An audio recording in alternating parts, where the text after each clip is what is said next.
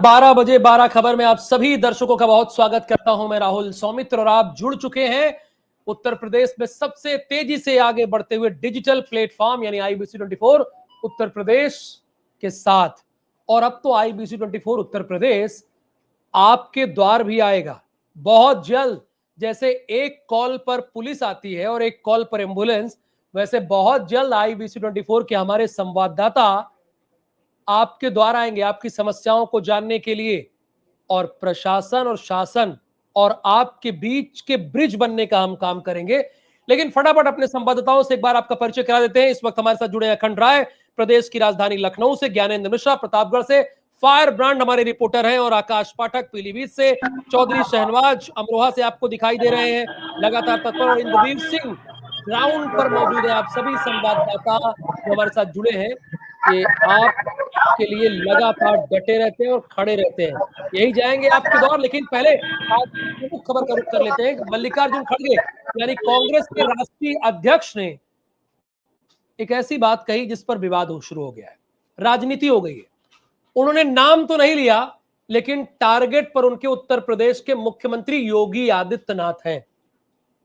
इसके पहले भी अखिलेश यादव ने कमेंट किया और एक चलन था उत्तर प्रदेश में, एक कहावत थी, बन गई थी, चल सन्यासी, ये बोलते थे मंदिर में।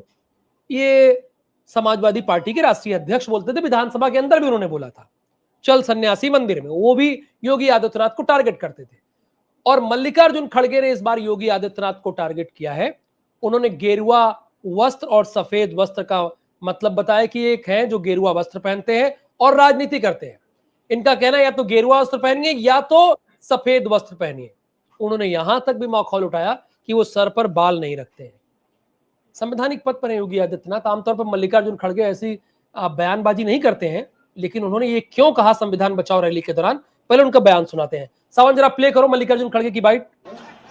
एक तरफ गेरुआ कपड़े डालते हो, दूसरों को उपदेश करते हो, बटेंगे तो कटेंगे बोलते हो, और ये क्यों डांस में रहते हैं? लेकिन अच्छे पॉलिटिशियंस बन गए। बटेंगे तो कटेंगे का भी जिक्र किया उन्होंने कि एक तरफ गेरुआ पहनते हो और बटेंगे तो कटेंगे। इस पर डिप्टी सीएम का क्या रिएक्शन है, क्या कहना है, उनकी बात सुना देते हैं फटाफट।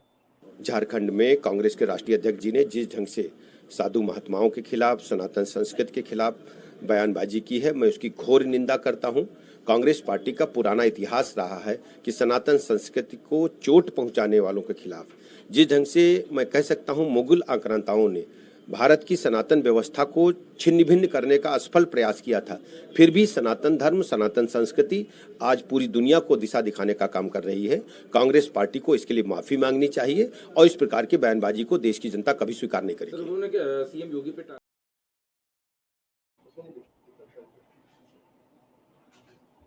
इसको सनातन धर्म से जोड़ लिया डिप्टी सीएम ने। और कैबिनेट मिनिस्टर ओम प्रकाश राजभर सुभाषपा के अध्यक्ष का क्या कहना है, वो भी आपको सुना देते हैं। कांग्रेस पार्टी के लोगों का इतिहास रहा है झूठ बोलना और लोगों को बांटकर सत्ता हासिल करना, कांग्रेस की परंपरा रही है। हम मल्लिकार्जुन खड़गे जी के बयान की निंदा करते हैं और वो जो 70 साल तक शासन किया हो, पिछड़ों को धोखा दिया, दलितों को धोखा दिया, मुसलमानों को धोखा दिया, और आज मुद्दों से हट करके बात कर रहे हैं। ये जब सत्ता में थे तो इन्होंने शिक्षा का ध्यान नहीं दिया, स्वच्छता पर ध्यान नहीं दिया कि देश में स्वच्छता कैसे हो, इलाज के लिए लोगों को, गरीबों को इलाज की व्यवस्था कैसे हो, किसानों को खाद बीज कैसे सुलभ हो, इस पे ध्यान। सही बात, किसानों को खाद बीज कैसे सुलभ हो, ध्यान इस ओर देना चाहिए। ओम प्रकाश राजभर को भी देना चाहिए। यानी आक्रोश एनडीए में भी है। सुभाषपा का भी ये बयान आया। अखंड राय, उत्तर प्रदेश की राजनीतिक गलियारों में इस बात को लेकर किस तरह की चर्चाएं हो रही हैं और कितना विरोध? जी राहुल, लगातार विरोध कर रहे हैं तमाम राजनीतिक दल, या कहें जो एनडीए के सहयोगी दल हैं, वो भी इस बात को लेकर के मुखर हैं। कांग्रेस पर लगातार हमला बोल रहे हैं। अभी ओम प्रकाश राजभर की बाइट आई है, डिप्टी सीएम की बाइट आई है। कहीं ना कहीं एक बात इससे ये जोड़ करके देखी जा रही है कि जो कद है सीएम योगी का, वो लगातार बढ़ रहा है। एक जो उन्होंने नारा दिया था, बटोगे तो कटोगे, वो नारा महाराष्ट्र में काम कर रहा है, इससे पहले हरियाणा में भी उन्होंने बोला था। तो कहीं ना कहीं सीएम योगी का जो कद है वो बढ़ रहा है। शायद यही कारण है कि कांग्रेस के अध्यक्ष को उनको लेकर के बयान देना पड़ रहा है। अब जो तमाम राजनीतिक दल या एनडीए के सहयोगी है, जो साधु संतों से जुड़े लोग हैं, वो लोग कह रहे हैं कि कांग्रेस का जो कार्य है, कांग्रेस की जो बातें, वो हमेशा सनातन धर्म को विरोध को लेकर के ही होती है। यही कारण है कि कांग्रेस जो है वो सनातन के विरोध में ही कुछ बोलती है। अब साधु सन्यासी को लेकर के बोलने की बात नहीं होनी चाहिए। साधु सन्यासी क्या पहनेंगे, राजनेता क्या पहनेंगे, ये कांग्रेस नहीं तय कर सकती है। और यही कारण है कि जो राजनीतिक दल है, जो सहयोगी हैं एनडीए के, वो भी अब कांग्रेस के विरोध में उतर आए हैं।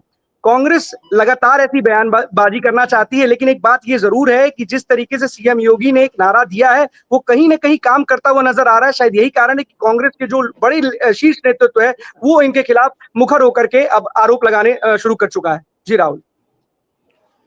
बिल्कुल, यानी विरोध हो रहा है। और सोचिए ये कहां गया है, झारखंड में, और उत्तर प्रदेश के मुख्यमंत्री हैं, यानी योगी आदित्यनाथ की लोकप्रियता धीरे धीरे बढ़ रही है, देशव्यापी हो रही है। ज्ञानेंद्र, प्रतापगढ़ से आज की बड़ी खबर कौन सी है? प्रतापगढ़ से आज की सबसे बड़ी खबर यही है कि एक युवक को पहली बात तो पेड़ में बांधकर जिस तरीके से पीटा जा रहा है, वो एक अपने आप में सवाल निशान खड़ा होता है। पूरा मामला आपको बता देते हैं। पूरा मामला ये है कि दोनों मित्र हैं, बहुत करीबी मित्र हैं, और अब्दुल और अरबाज नाम बताया जा रहा है। जो कि अब्दुल जो है उसकी अरबाज के घर पे जाके उसकी पत्नी को ये बताता है कि अरबाज जो है गौरीगंज, जो कि अमेठी में पड़ता है, वहां पर अपने एक सहेली मित्र के साथ घूम रहा है। और जब पत्नी ये बात सुनती है तो वो जब अरबाज घर लौटता है तो काफी विवाद होता है, काफी जमकर विवाद होता है। फिर अब्दुल के घर जाता है अरबाज और उसको जो है बुलाता है, गाड़ी में बैठाता है। रायबरेली, क्योंकि ये उदयपुर और अमेठी, उदयपुर जो है प्रतापगढ़ में पड़ता है और ये अमेठी और रायबरेली का बॉर्डर में पड़ता है, तो उसे रायबरेली लेके चला जाता है। रायबरेली में काफी इसकी पिटाई की जाती है, बांध कर पिटाई की जाती है। और ये वीडियो तकरीबन 3 दिन पुराना बताया जा रहा है। जब इस पूरे मामले में पुलिस को भी जानकारी मिलती है तो पुलिस केवल खाना पूर्ति में जुट जाती है। खाना पूर्ति अगर बात करें तो एडिशनल एसपी ने साफ तौर पे कहा, बयान है उनका, हमने भेजा भी है। उन्होंने साफ तौर पे कहा कि सुसंगत धाराओं में जो है मुकदमा पंजीकृत किया जा रहा है। लेकिन आपको बता दें कि अपडेट ये है कि केवल धाराओं में मुकदमा पंजीकृत किया गया, उससे पहले पुलिस सुलह समझौता में लगी रही कि सुलह समझौता हो जाए और मामले को शांत कराया जाए। लेकिन जब ये वीडियो वायरल हुआ, वीडियो वायरल करने का जो मार रहा है अरबाज, उसका एक ही तथ्य था कि साफ तौर पे वो अपना दबदबा बनाना चाहता था, इलाकों में दबदबा बनाना चाहता था, लेकिन वो हो नहीं पाया। लेकिन पुलिस जब गिरफ्तार करती है 151 में उसे जो है रिलीज कर देती है, छोड़ देती है। वो भी थाने से, ना कि एसडीएम के यहाँ जाते हैं। एसडीएम के यहाँ जो 2 गवाह लगते हैं, जो 2 जमानतदार लगते हैं, वो भी नहीं किया जाता। थानों से जो है मैच करके छोड़ दिया जाए। लेकिन एफआईआर दर्ज कर ली गई है। लेकिन अब वीडियो और तेजी से वायरल हो रहा है, क्योंकि 4 मिनट के आसपास का वीडियो बताया जा रहा है, जिस तरीके से बेल्ट, लात, घूसों से पिटाई की जा रही है। एक सवाल निशान खड़े होते हैं कि आपने अगर गंभीर धाराओं में मुकदमा इलाके में हनक बनाए रखने के लिए ये किया गया है, दबंगई बनी रहे, गुंडई बनी रहे, इसलिए ये किया है। और एक अच्छी बात है कि इसके खिलाफ केस दर्ज हो गया है, जैसा कि ज्ञानेंद्र बता रहे हैं। इंद्रवीर, रायबरेली से आज की बड़ी खबर।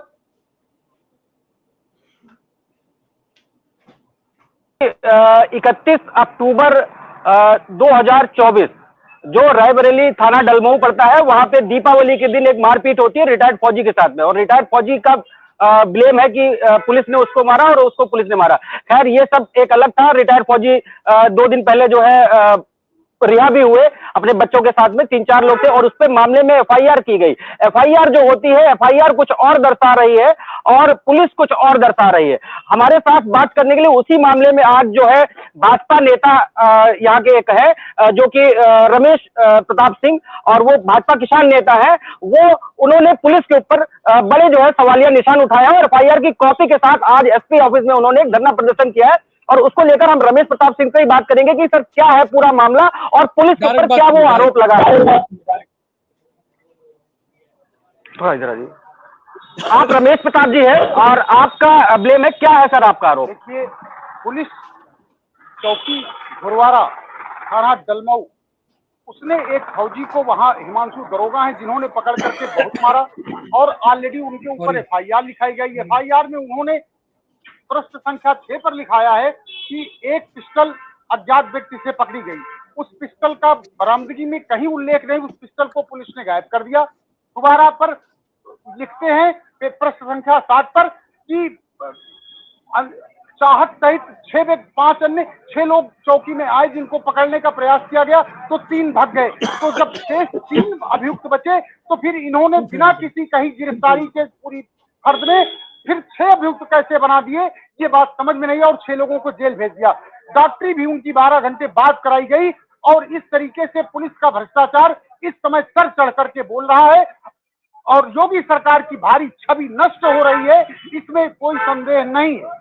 और पिस्टल का क्या है पूरा मामला?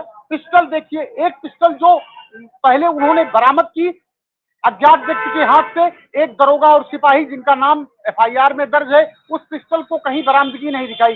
दूसरी पिस्टल उन्होंने जामा तलाशी के दौरान इंदल सिंह के दाहिने हाथ से पिस्टल और मैगजीन आज बरामद की। तो जब वो पिस्टल बरामद की तो ये पिस्टल क्या हो गई, ये बहुत बड़ा सवाल है और इसी संबंध में आज हमने प्रेस वार्ता भी की है और सभी से कहा है। धन्यवाद कि आपका, अगर बहुत बहुत धन्यवाद। एफआईआर नहीं होती है तो हम विधानसभा के सामने रहेंगे। जी राहुल, ये पूरा पकड़ अगर सवाल उठाता है रायबरेली पुलिस के ऊपर, ये पूरा पकड़ सवाल उठाता है कि एफआईआर में कुछ और दर्शाया जाता है और प्रत्यक्ष कुछ और होता है। और ये अब एसपी, हालांकि जब से डॉक्टर यशवीर सिंह आए उन्होंने पुलिसिया कहीं ना कहीं बहुत ज्यादा सुधारी है, लेकिन ऐसे कुछ थानेदार हैं जो उनकी नियत पर बट्टा लगाते नजर आ रहे हैं। जी राहुल।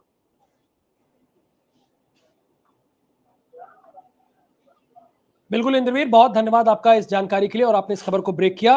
चौधरी शहनवाज, आज की बड़ी खबर कौन सी है? देखिए राहुल, मैं आपको बता दूं, जनपद अमरोहा में अब से कुछ दिन पहले जो है बदमाशी में जो है वो लूट की घटना को अंजाम दिया था, जिसके बाद जो है आज पुलिस ने जो है पुलिस और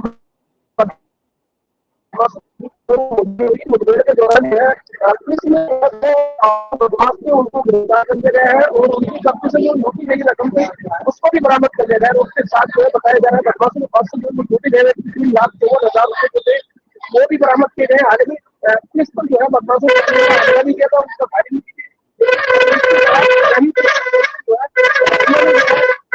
को जो है गिरफ्तार कर लिया है और बदमाशों के खिलाफ जो बताया जा रहा है कि उनके खिलाफ यूपी में कई थानों में जो है भारी दर्जनों मुकदमे उन पर दर्ज हुए हैं और पुलिस ने घटना का जल्दी खुलासा करते हुए उन आरोपियों को गिरफ्तार कर लिया गया है। राहुल,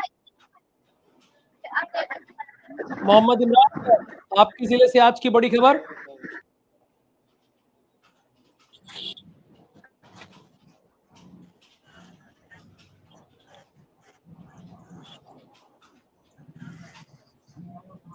चलिए, इमरान तक हमारी आवाज नहीं पहुंच रही, कोशिश करेंगे। आकाश पाठक के पास चलते हैं। आकाश पाठक को स्क्रीन पर लेकर आइए। आकाश, आज पीलीभीत से बड़ी खबर कौन सी है?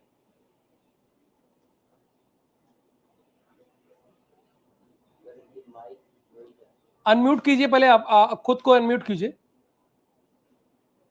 पीलीभीत में लगातार बढ़ रहे सड़क हादसे को लेकर IBC 24 के न्यूज ने जब ARTO से बात की है कि जिस तरीके से सड़क हादसे को लेकर किस तरीके के दिशा निर्देश दिए जा रहे हैं, लगातार क्या अभियान चलाया जा रहा है, तो उन्होंने बताया कि जो लगातार चालान भी किए जा रहे हैं, इसमें ARTO के द्वारा भी चालान किए जा रहे हैं और ट्रैफिक पुलिस के द्वारा भी चालान किए जा रहे हैं और 19 ब्लैक स्पॉट बनाए गए हैं जहाँ पर सड़क हादसे होते हैं, उन्हें भी संशोधित किया जा रहा है। लगातार जो यहाँ के ARTO है और ट्रैफिक पुलिस है, लोगों को सतर्कता बरतने के निर्देश दे रही है और लगातार चालान भी कर रही है और इन लोगों को, जो लोग इनका उल्लंघन करते हैं, उनके चालान भी किए गए हैं और लोगों को हेलमेट पहनाकर उन्हें संदेश देना चाहती है कि बाइक चलाते समय हेलमेट का प्रयोग करें और बाइक चलाते समय मोबाइल से बात ना करें। इन तमाम निर्देशों को बताते हुए लोगों को जागरूक किया है।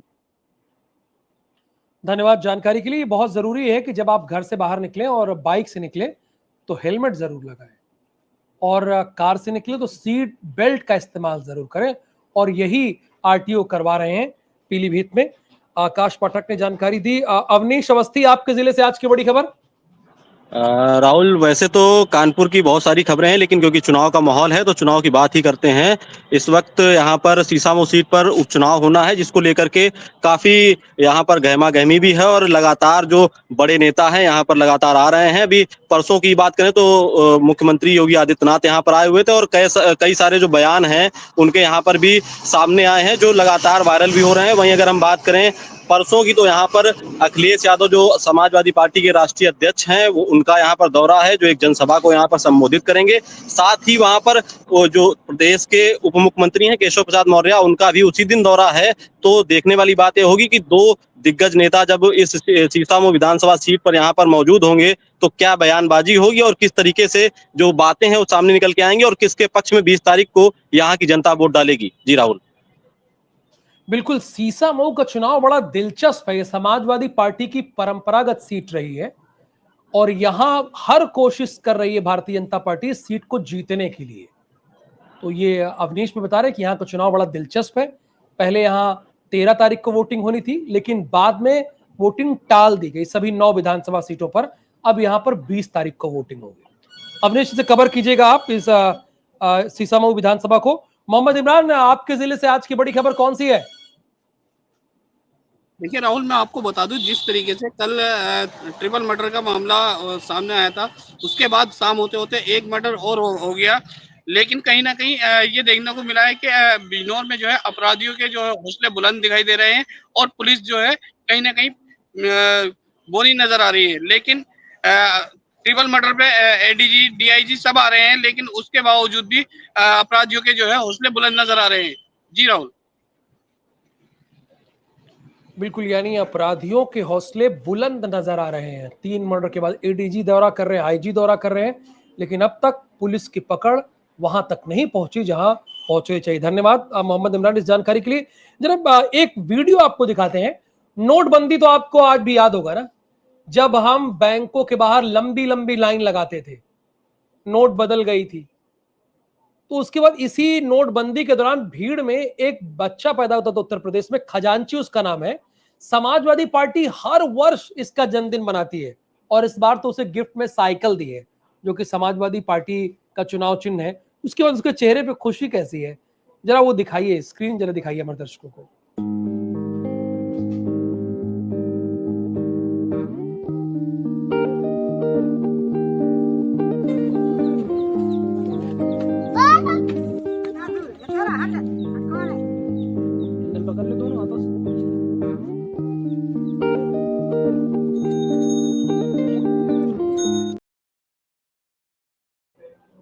तो खजांची का बकायदा 19 विक्रमादित्य मार्ग पर केक काटकर जन्मदिन मनाया गया। अखिलेश यादव समाजवादी पार्टी के राष्ट्रीय अध्यक्ष ने शगुन के तौर पर पैसा भी दिया और हर साल जन्मदिन मनाया जाता है। तो आप सभी का बहुत धन्यवाद। आप IBC 24 यूपी यूके के साथ जुड़े हुए हैं और 12 बजे 12 खबर के हमारे नियमित दर्शक है।